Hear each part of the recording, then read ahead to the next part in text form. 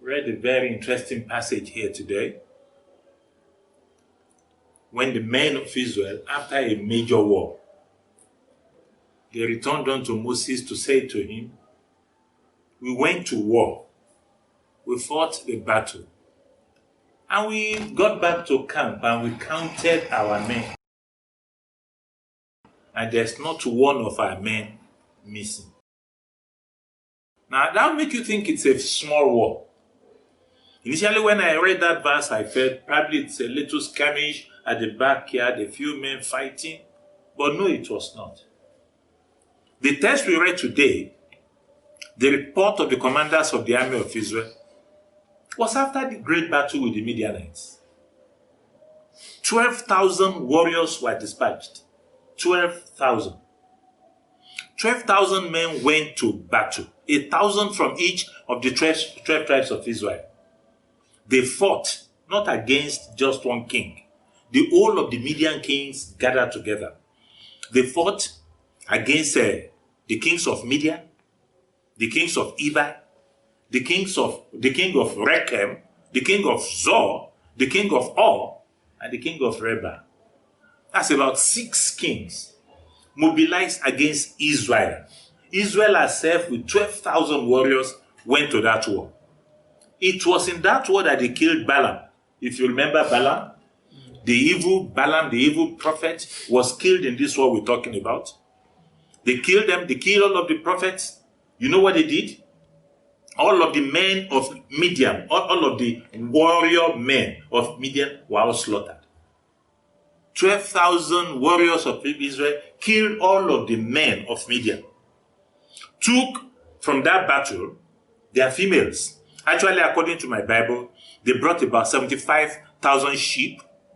Actually, 675,000 sheep they brought back. Not counting other animals, just sheep. They brought back also 32,000 female slaves from the battle. They went there, they took the sheep, they took the slaves, a lot of slaves, maidens from Midian, they brought them back as slaves. That was a resounding victory. Victory is not a surprise. Yes, being victorious in battle is like a right to Israel when God is with them.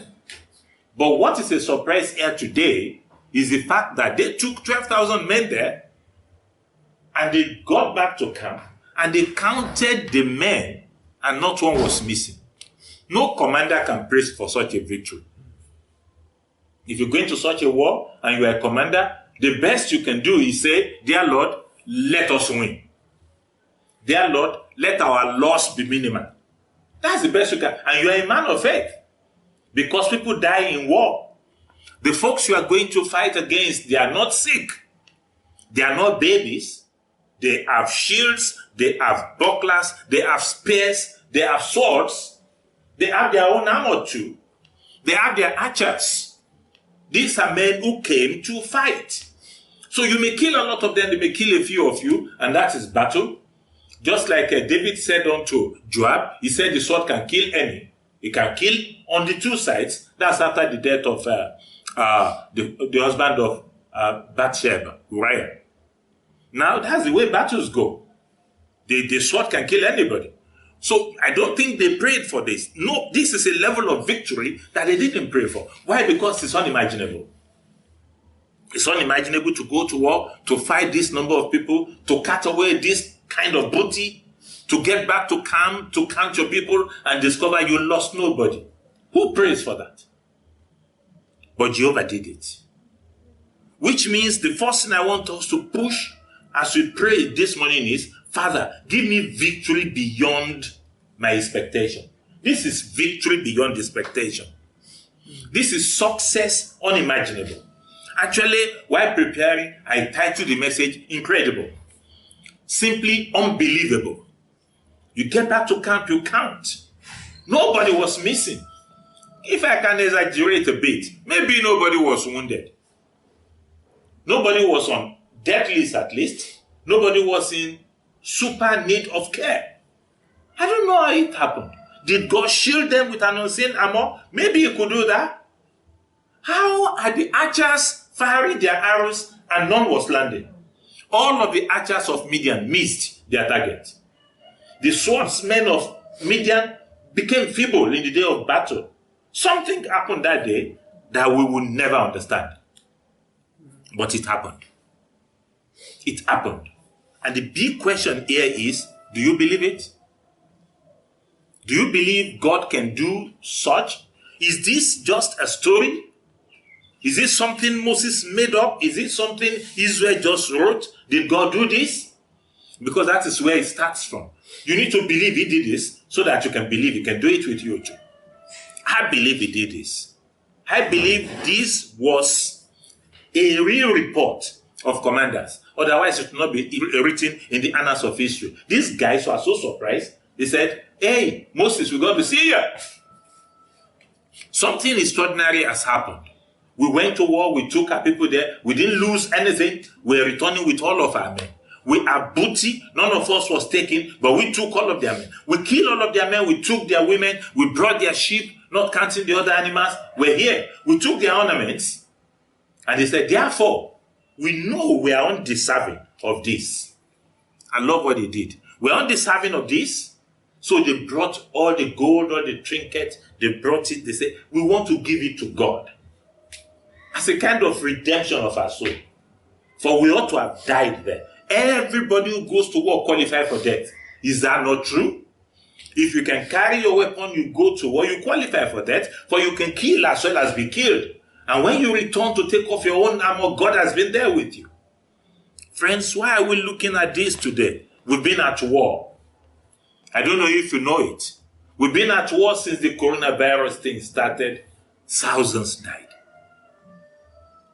And folks are still dying. But there is this shield that is covering you. There is this special grace God has given unto you. It's being fulfilled right before our eyes. 1,000 by the left-hand side and tens of thousands by the right-hand side. But it's not coming near you. Ain't you glad?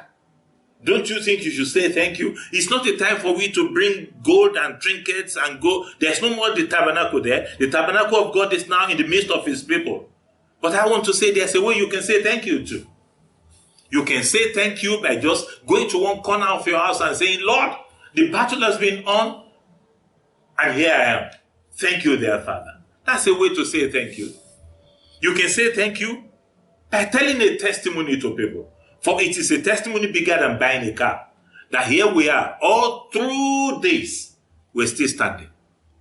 The keeper of Israel indeed does not slumber, neither does he sleep. But there's another way you can say thank you. Can't you look around for somebody close by who needs somebody, somebody who needs a bit of a help? Can't you stretch your hand of grace onto somebody? Can't you be a source to make life more comfortable for somebody? As you do that one, it's a sign of saying, I'm thanking you, God. It's not a season to complain about what we don't have. For the dead don't complain. It's a season to be very grateful for what we have. His presence protective all around us. They returned with gratitude. They came to God to say, Father, we're glad. We went to battle, not one was missing. Now let us continue a little bit further from the question I asked. Do you believe it? If you believe it, do you think God can do the same thing for you? Yes. Here we are. The virus is not gone yet. But there are folks listening to me right now who, when the virus is gone and whatever else hell is hurling at our world, when they are all gone, there are folks listening to me who will be able to say, I didn't lose one person. Now I'm saying I want to be one of those people who will be standing when it is all gone and you'll be saying, I didn't lose one. Not one. Not one. Of all of the miracles God did in the wilderness, in the life of the children of Israel, two stand out to show that he is such a great God. One day they said they wanted meat.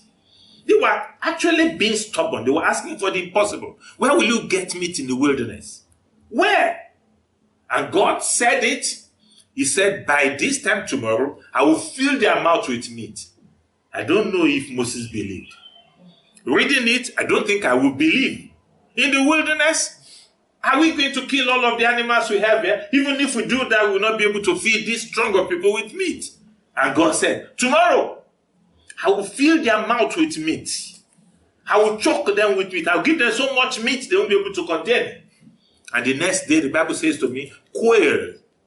The quail missed their way. A little wind brought them to camp. Men were bringing in quail. They ate something similar to chicken until they were puking with it.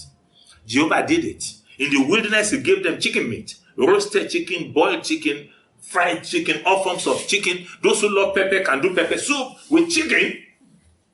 For quail would taste like chicken. And they ate and ate and ate until they were puking. Because the man who spoke is God. He said, tomorrow I'll fill their mouth with meat. And the same God is saying, I'll take you to battle, I'll bring you back with spoils, and you will not lose one person. Amen. And I believe him.